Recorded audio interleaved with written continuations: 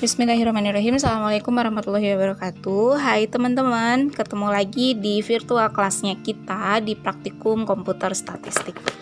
Oke, masih dalam rangka momen PJJ ya, dan Ramadan juga baru minggu pertama. Semoga semuanya tetap semangat, tetap sehat, dan diberikan kelancaran dalam menjalankan ibadah puasanya. Amin ya Allah ya Rabbal Alamin. Oke, hari ini saya akan mencoba sedikit menjelaskan mengenai materi regresi berganda ya, yang merupakan kelanjutan dari materi sebelumnya, yaitu regresi sederhana. Oke, di sini saya coba untuk sedikit review ya. Nah, apa itu regresi? Seperti yang sudah dijelaskan minggu kemarin, regresi termasuk salah satu jenis uji hipotesis, termasuk juga ke dalam statistika inferensia dan juga merupakan salah satu jenis uji statistika parametrik. Untuk statistika inferensia dan statistika parametrik itu tidak perlu dijelaskan lebih detail lagi ya, udah hatam banget lah itu mah. Nah, pertanyaan selanjutnya adalah kapan regresi digunakan? Nah, uji regresi ini digunakan ketika teman-teman mau melakukan penelitian dengan dasar atau tujuan mencari pengaruh antar variabel dalam penelitian tersebut ya. Maka digunakanlah regresi. Nah, ini memiliki ciri khas khusus nih dalam penelitiannya juga. Jadi uji regresi ini bisa kita ketahui dari judul penelitiannya. Kalau misalkan ada kalimat khas pengaruh variabel X terhadap variabel Y. Nah, ada pengaruh variabel terhadap variabel lain. Nah, itu berarti sudah dipastikan bahwa itu penelitiannya atau teknik uji statistiknya menggunakan regresi. Entah itu regresi sederhana atau regresi berganda. Nah, tergantung dari penjelasan berikutnya gitu ya. Nah, adapun variabel sendiri ini tuh jenisnya banyak sekali gitu ya. Tapi untuk di tahapan ini teman-teman hanya perlu mengenal dua variabel saja, yaitu ada variabel bebas dan variabel terikat. Kalau variabel bebas biasa disimbolkan dengan X. Nah, kalau variabel terikat itu biasa disimbolkan dengan Y. Seperti itu. Nah, kemudian regresi itu sendiri banyak juga macamnya gitu. Jadi nggak hanya dua jenis ini aja. Nah, nanti di tingkatan selanjutnya teman-teman akan mengenal jenis regresi yang lain. Nah, tapi untuk di tingkatan sekarang teman-teman hanya diberikan atau dikenalkan kepada dua jenis aja gitu, dan dua-duanya ini termasuk ke dalam regresi linier, yaitu ada regresi linier sederhana dan regresi linier berganda. Nah, perbedaannya apa? Balik lagi ke pertanyaan tadi gitu. Kapan regresi berganda digunakan gitu ya. Nah, perbedaannya itu sebetulnya mudah sekali. Perbedaannya hanya terletak pada jumlah variabel bebasnya saja. Ya, jadi sekali lagi bahwa perbedaan antara regresi berganda dengan regresi sederhana itu hanya pada jumlah variabel bebasnya atau jumlah variabel X-nya.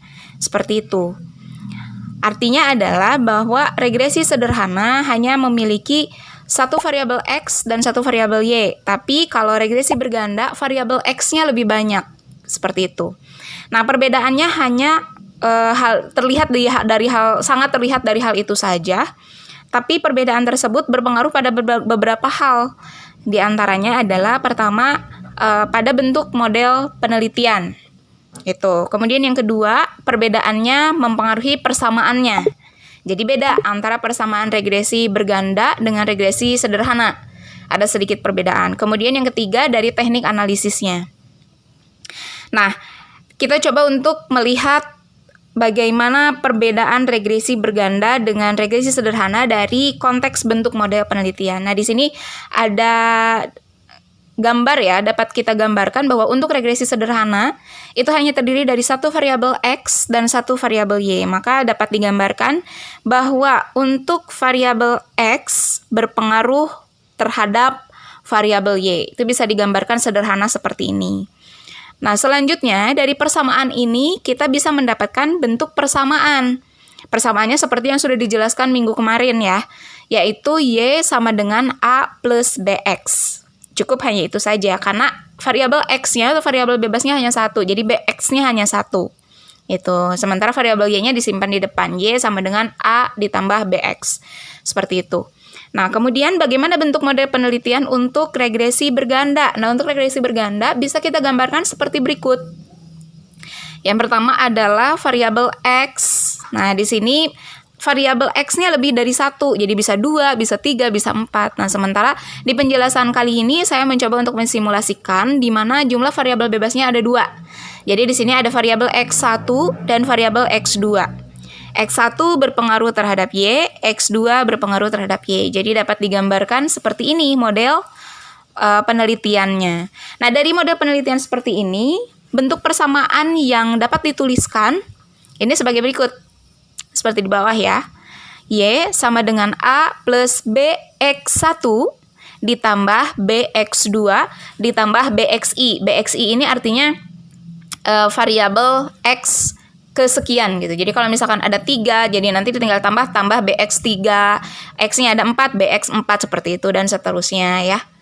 Nah, itu kemudian perbedaan dari analisisnya apa? Nah, kalau dari analisisnya itu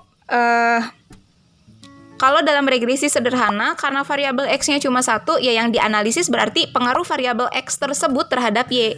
Itu besarannya berapa? Itu hanya menjelaskan satu variabel saja gitu. Nah, tapi kalau dalam regresi berganda yang dijelaskan atau yang dianalisa itu adalah dari masing-masing variabelnya. Jadi kalau misalkan variabel bebasnya ada 2, berarti nanti ada 2. Bagaimana pengaruh variabel X1 terhadap Y, bagaimana pengaruh variabel X2 terhadap Y, seperti itu. Kemudian kalau dalam teknis perhitungan, nanti bisa dilihat bahwa dalam pengambilan besaran pengaruh, nilai pengaruhnya itu diambil dari apanya gitu. Nah, itu juga nanti ada perbedaan. Bisa teman-teman simak di training session ya. Kita masuk ke training session.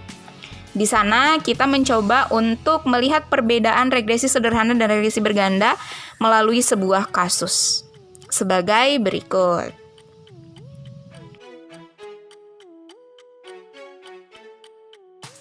Langsung masuk ke latihan contoh kasusnya untuk regresi ganda. Di sini kalian ketik terlebih dahulu datanya. Ada beberapa bank yang berada di Indonesia. Kalian bisa lihat juga di modul halaman 49. Di sini untuk variabel X satunya itu karena di sini ganda, jadi di sini ada variabel X1, ada variabel X2. Untuk variabel X1-nya yaitu aset. Untuk variabel X2-nya itu harga saham dan variabel Y-nya itu keuntungan. Dan di sini terdapat data seperti ini supaya kalian gak pusing ribuan ratusannya, kalian bisa blok dulu seperti ini. Terus kalian klik yang ini, comma style di number ya. Jadi nanti otomatis seperti ini. Jadi kalian gak pusing untuk membacanya. Jadi ini 197.052 gitu ya. Jadi jangan diketik manual gitu si titiknya. Jadi kalian pakai menu yang ada di number yaitu comma style gitu. Setelah ini untuk X1-nya kan biar lebih jadi si satunya itu kalian klik kanan, format cell, kemudian nanti akan muncul seperti ini. Kalian pilih yang subscript, kemudian oke. Nah, nanti enter, jadi si satunya itu berada di bawah. Kemudian untuk harga saham pun caranya sama seperti tadi. Klik kanan, subscript, Oke. Nah, jadi X1, X2-nya itu si 1 sama 2-nya berada di bawah. Setelah ini kita masuk ke data analisis, ke menu data, kemudian ke data analisis, nanti akan muncul data seperti ini. Kalian pilih yang regression. Kalian pilih regression, kemudian klik OK.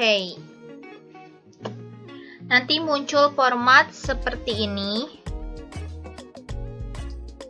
Di sini untuk input rank-nya input Y rank.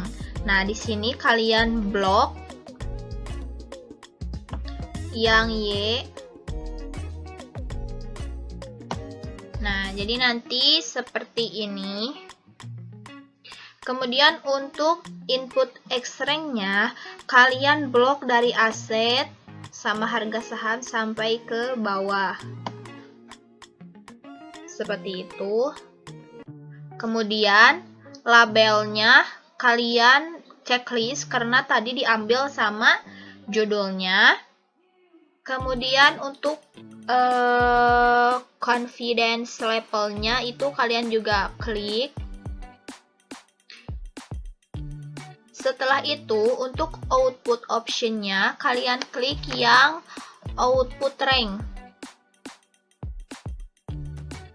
Kemudian, kalian klik dulu kolomnya. Kalau nggak diklik, nanti yang ubahnya ke input rank-nya. Nah, di sini untuk output rank-nya itu bebas. Kalian mau di mana? Misal kita ambil di G3. Contohnya seperti ini. Kemudian kalian klik OK. Nanti didapat data secara otomatis ya, seperti ini. Summary outputnya untuk multivar R-nya, R square, adjust R square, standar error-nya. Di sini biar nggak pusing, kita ambil 2 angka di belakang koma, bisa pakai di number decrease desimal. Nah, kita ambil 2 angka di belakang koma saja supaya enggak pusing. Kemudian di sini terdapat hasil ANOVA-nya, ada regression, residual.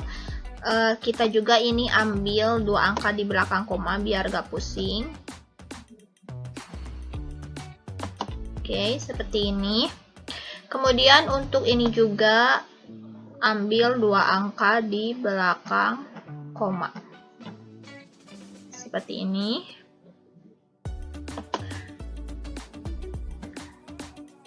Lalu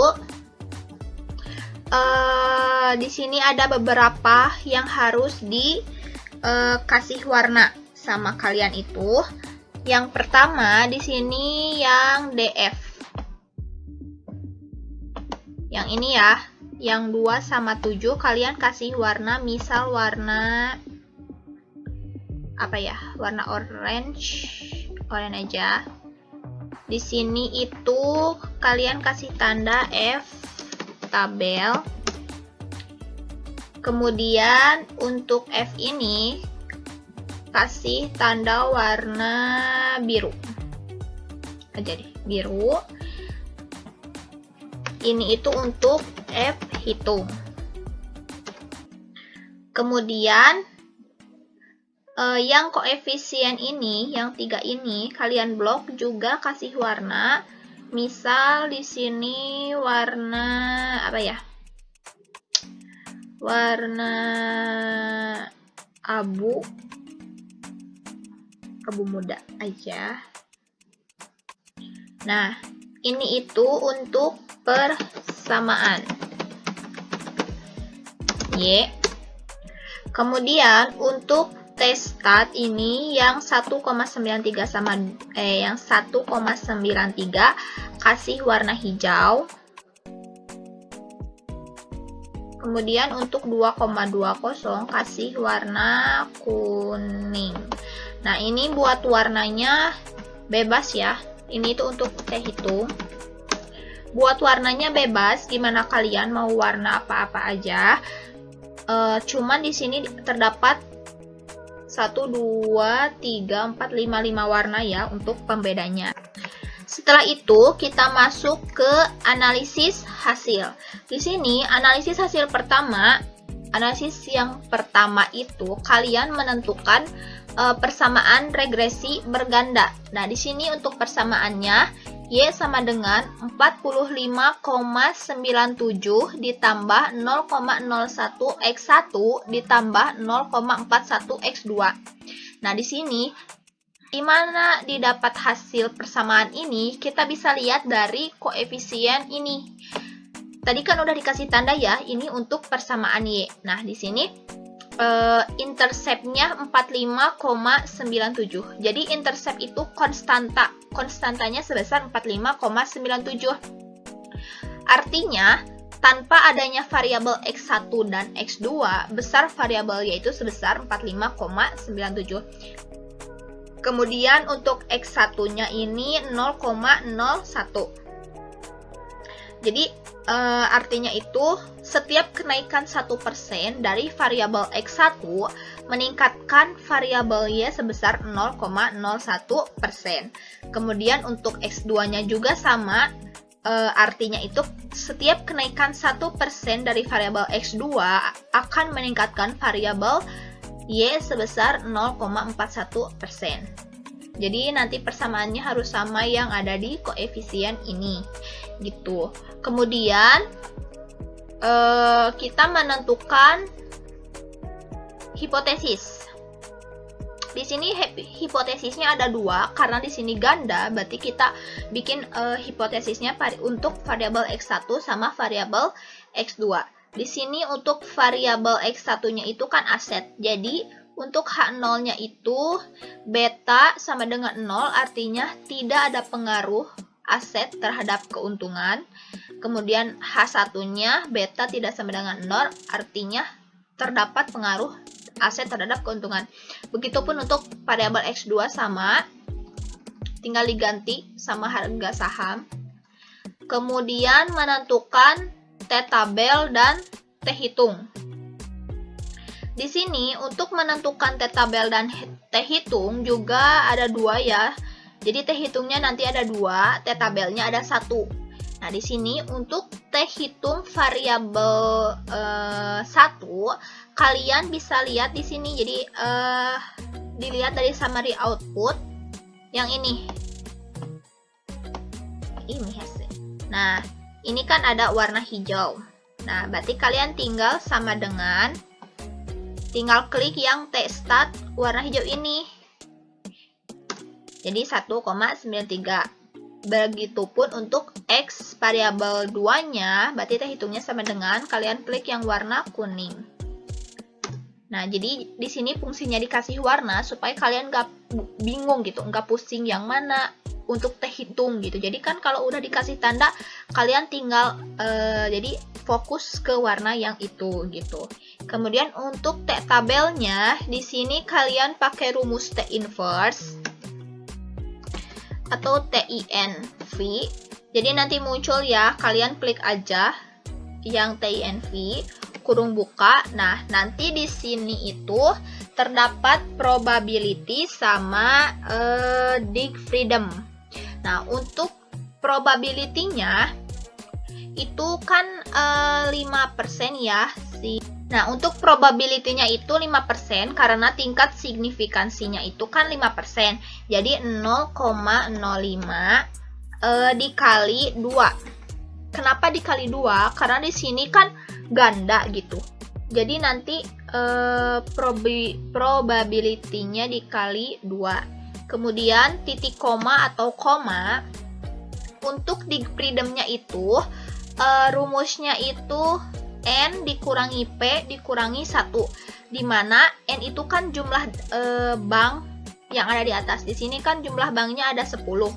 Jadi di sini buat N-nya itu berarti 10 dikurangi P. Untuk P itu sama dengan jumlah variabel X. Di sini kan variabel X-nya ada 2. Berarti untuk nilai P-nya itu berarti 2 gitu. Dikurangi 1. Kurung tutup. Nanti didapat hasil 1,89. Jadi di sini untuk T-hitungnya ada 2, untuk T-tabelnya hanya ada 1 gitu. Kemudian untuk pengambilan keputusan di sini untuk variabel X1 jika T-hitung lebih besar dari T-tabel, maka H0 ditolak. Jadi di sini kita pakai rumus if if kurung buka, logical test-nya berarti T hitung apabila jika T hitung lebih besar dari T tabel, maka titik koma atau koma value if true-nya itu maka ditolak, berarti H0 ditolak dulu.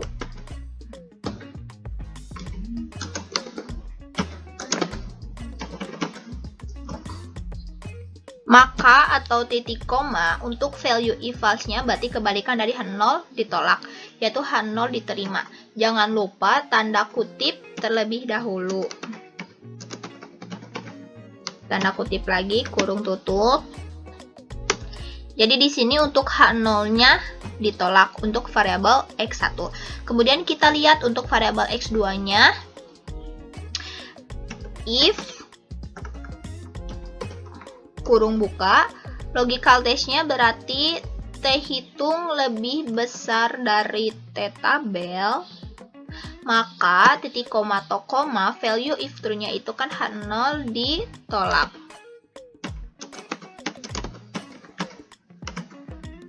Maka untuk value if false-nya itu H0 diterima. Jangan lupa pakai tanda kutip.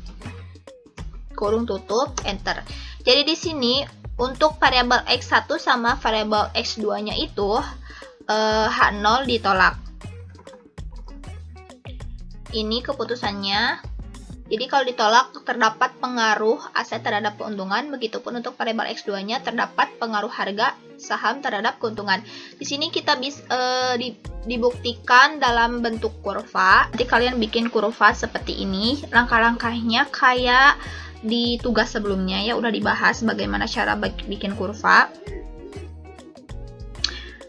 Nah, di sini kalian langsung aja, ini T tabelnya kan 1,89. Langsung aja di sini kita isi untuk T tabelnya. Di sini kan 1,89, di sini positif. Kemudian di sebelah sininya itu berarti negatif 1,89. Nah, di sini untuk T hitungnya itu yang pertama 1,93. Di sini kalian ketik 1,93, nanti hasilnya kalian sesuaikan mana yang lebih kecil dulu ke terbesar gitu ya. Jadi simpennya yang terkecil dulu. Di sini berarti 2,20. Jadi disesuaikan dengan hasilnya juga. Nah, di sini kan berarti memang betul gitu. Jadi untuk variabel X1 sama X2 itu berada di sekitar H0 ditolak, berarti sesuai ya sama pengambilan keputusannya gitu. Setelah ini kita lanjut ke menguji fit model. Di sini menguji fit model itu menggunakan uji F. Yang pertama itu membuat hipotesisnya. Yang pertama itu H0 beta 1 sama dengan beta 2 sama dengan 0, artinya tidak ada kecocokan model variabel aset dan harga saham terhadap keuntungan. Kemudian untuk H1-nya paling tidak satu dari beta I tidak sama dengan 0. Artinya terdapat kecocokan model variabel aset dan harga saham terhadap keuntungan. Kemudian kita menentukan F tabel dan F hitung.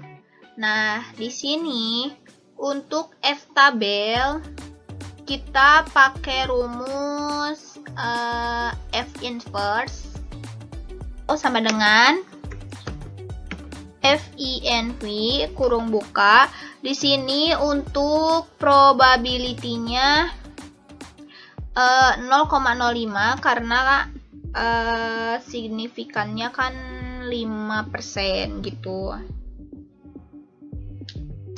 Nah, kemudian untuk dig freedom-nya itu kan ada dig freedom 1 sama dig freedom 2 di rumusnya itu. Nah, untuk dig freedom 1 kalian tinggal klik aja di sini yang warna yang udah dikasih warna ya, kasih warna orange. Nah, di sini untuk Digpridem satunya itu kalian pilih yang regression yang ini, maka untuk Digpridem 2-nya kalian pilih yang residual. Setelah itu kurung tutup, nanti didapat hasil 4,47. Kemudian untuk F hitung, kalian tinggal copy aja yang warna biru di atas yang ini, yang F, udah dikasih tanda ya, F hitung. Jadi tinggal sama dengan klik yang warna biru ini. Jadi nanti F hitungnya itu 6,95. Kemudian kita di sini membuat keputusan. Jika F hitung lebih besar dari F tabel, maka H0 ditolak. Jadi sama dengan if kurung buka, untuk logical test-nya berarti F hitung lebih besar dari F tabel.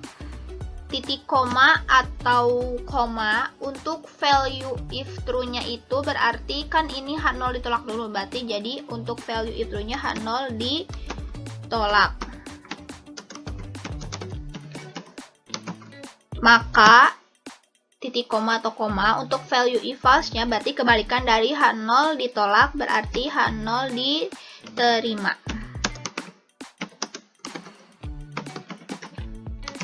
Kurung tutup. Jadi seperti ini ya rumusnya. Hasilnya itu H0 ditolak. Jadi di sini kaidah keputusannya dengan membandingkan F hitung terlihat bahwa F hitung sebesar 6,95 lebih besar dari F tabel 4,74, berarti H0 ditolak. Artinya terdapat kecocokan model variabel aset dan harga saham terhadap keuntungan. Di sini bisa dibuktikan juga dalam bentuk kurva. Di sini untuk F tabelnya kalian jangan lupa ya, untuk F tabel itu berada di garis pembatas ini. Berarti di sini 4,74, kemudian di sini negatif 4,74. Kemudian untuk F hitungnya 6,95, berarti kan lebih besar dari F tabel. Jadi berada di setelah F tabel gitu ya, ke arah kanan, berada di H0, daerah H0 ditolak. Berarti di sini 6,95, di sini berarti negatif 6,95. Jadi di sini untuk kurva dan pakai rumus keputusan pakai rumus itu berarti sesuai ya, H0 ditolak gitu. Untuk F hitungnya berada di H0 ditolak. Seperti itu. Mungkin untuk perhitungan regresi ganda seperti ini kalian bisa kalau ada yang belum paham tinggal diulang lagi videonya seperti ini ya. Jadi nanti seperti biasa untuk sheet satunya di sini, untuk sheet satunya latihan 8. Nanti untuk sheet 2-nya di sini kasih nama tugas seperti biasa. Jadi nanti ada 2 sheet ya dalam satu file itu.